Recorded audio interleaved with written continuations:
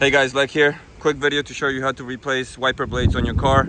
We're doing this on a 2024 Subaru Forester, but the idea is the same for most cars. There's only difference is the type of connection you have here on the wipers. It's either this design or it's like the little hook. In this case, we're doing that design. So when you're buying the blades, make sure it is for this option like this, not the hook like I mentioned, which most cars have. So we're going with Icon. They last long, they work great, so a little upgrade. But anyway, let me show you how to remove and put on the new one. Okay, so let's remove the old wiper.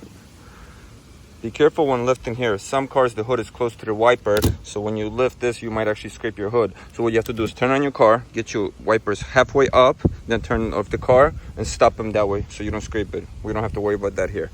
Anyway, to remove this type, you have to, this moves, right? So slide it out, push this button, and then just push up. And that's it, comes off. Now we gotta get the new one on. First we gotta line up the correct bracket, which is not this. So you kind of want to match it up, right? We have this one, and I believe this one will match it here. Yeah, that lines up about right. So I'm gonna switch that out. I'll show you how to switch it as well, because it is a pain to remove this.